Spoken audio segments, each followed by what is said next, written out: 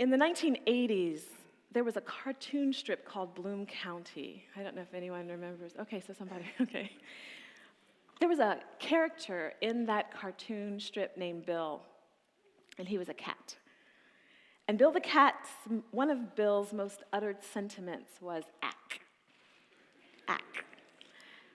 Now, ack was a sound that approximated the sound a cat makes when it's choking on a hairball. I'm just saying. So for me this week, ack has been the sound of spiritual hairballs.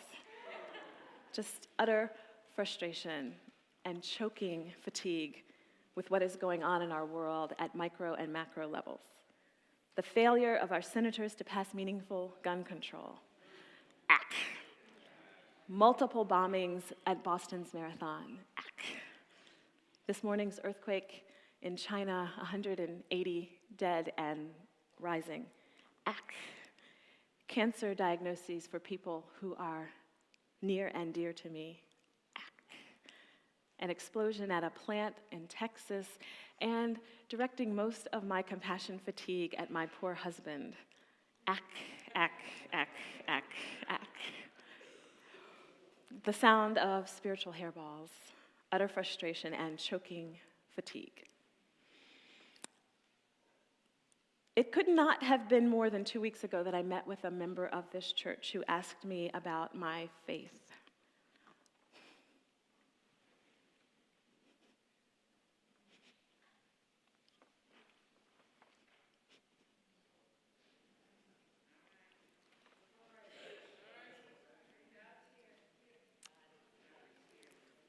They wanted to know where it came from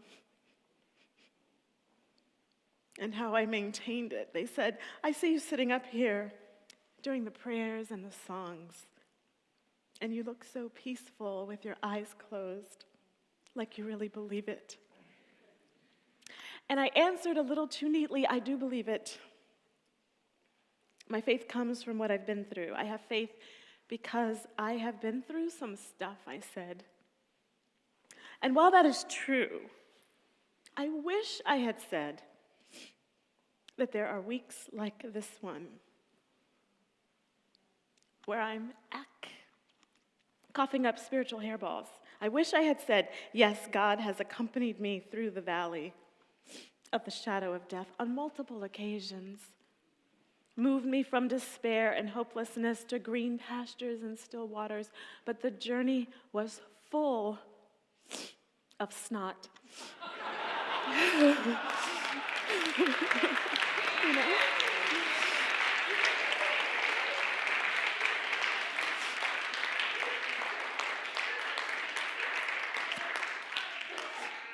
And tears. The trip, the return trip, the multiple trips, the round trips to faith is messy and painful, and sometimes I go back there to the valleys and shadows of death. I told them that God had kept me from losing my mind and my faith, kept me from hating myself and hating others, but Boston and the Senate vote and the destruction in China makes me wish I had said there are weeks when my hold on faith is shakier than I like, shakier than I care to admit. I wish I had said there are times when I have been moving through the valleys and shadows of life, feeling like I am losing my mind and my faith. I wish I had said that on the way to that place of not hating myself and others, I have certainly tarried in the valley of the shadow of death. And there are sisters and brothers, as Christina reminded me this morning, around the world for whom the extraordinary week that we've experienced is normal. Bombs and death and daily terror are normal. This week has been grueling for me. Perhaps some of you feel like me, a little low, a little challenged, a little more in the valleys and shadow than you would like.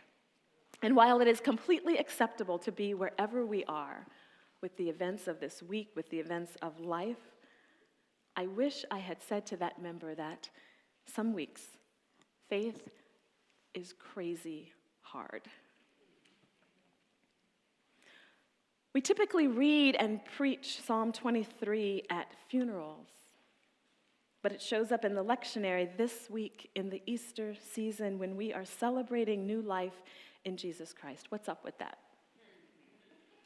I think what's up with that is that Psalm 23 spans our human experience of life, the sweet, bitter of real life. The green meadows and waters of rest alongside the valleys and shadows we attempt to navigate with varying degrees of courage. The sweet, bitter of real life and faith bump around in Psalm 23, where we rediscover or discover for the first time the God who is Emmanuel, God with us. God with us in the sweet, bitter of life.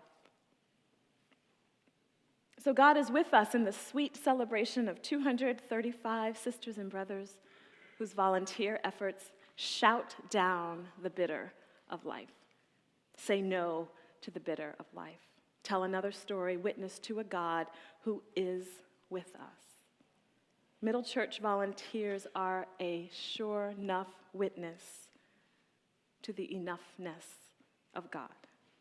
They witness to the truth that we have all we need to do ministry together in this place. We have each other. And partnered with the Good Shepherd, we are a witness to the resurrection and to new life. Partnered with.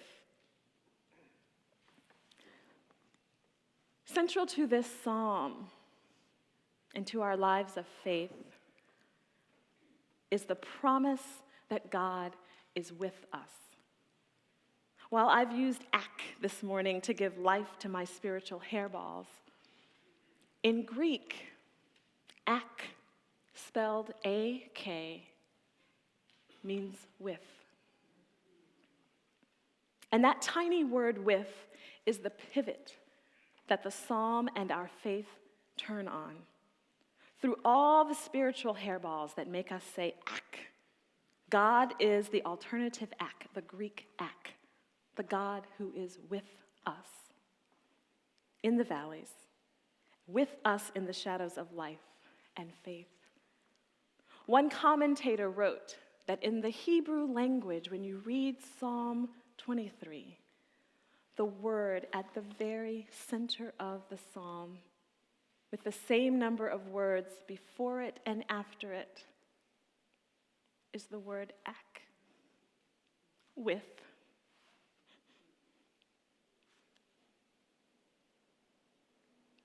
The promise of God with us gets us through valleys and shadows and back to believing we have all we need in a God who never leaves us. I am not convinced that we are all ready to walk through the valley of the shadow of death this morning. And that is okay. We may find ourselves sitting in any number of places in the 23rd Psalm and throughout our lives. Some of us may feel we have all we need. Some of us may be in the green meadows or sitting by the still waters. Some of us may be in a place where we are enjoying the table that God has prepared before us. And some of us, like me, may be kicking and screaming in some shadow or another. The shadow of Aurora, the shadow of Oak Creek, the shadow of Hurricane Sandy, the shadow of Sandy Hook, the shadow of our own particular personal life, and even in this resurrection season, the shadow of the cross.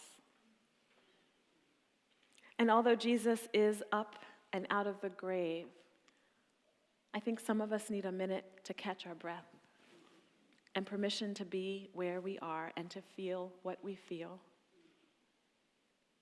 You have permission. God gives us permission to feel what we feel and to do what we need to do to catch our breath. Wherever you are hanging out in this psalm, one thing I know for sure, God is ak.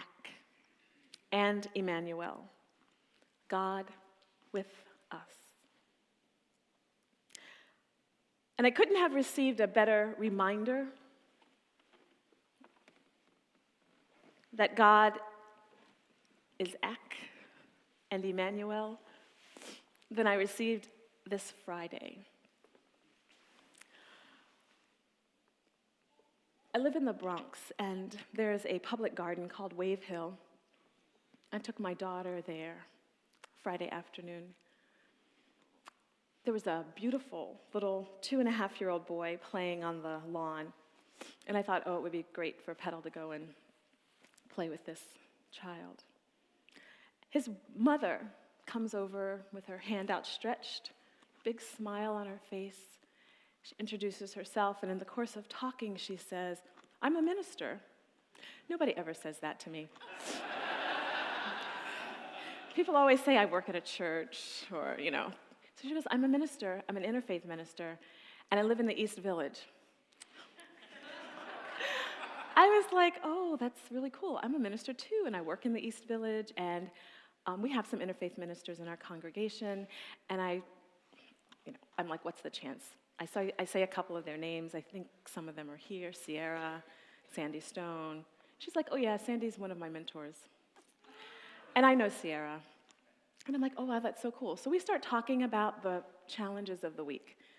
And I'm like, how lucky am I that I get to preach this Sunday after all that has happened? And I'm really struggling with the sermon. But this is what I think the hook is. I think the hook is God is with us. And she's like, yeah, I think that's great. I really wish I could be there Sunday morning, but I have another commitment. But I'm gonna come another time. So it starts to sprinkle. And I get Petal, and she picks up her little boy, and they're heading to the parking lot, and we're running for the stroller. And I realize I didn't ask her son's name. And so I cry out, "What's his name?" Petal's beautiful, mischievous little playmate. And she turns back with this same enormous smile, open face, and she says, "Emmanuel. His name's Emmanuel. God with us."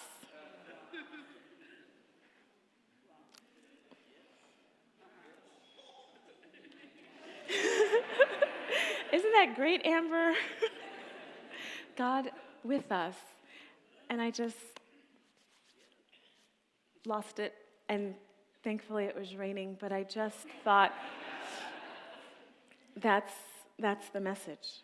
Wherever we're sitting in the psalm or in life today, God is Ak, and God is Emmanuel. And my prayer for you this week is that the God who is Ak and the God who is Emmanuel will be a hope and a comfort for you this week and in the weeks to come. To God be the glory. Amen.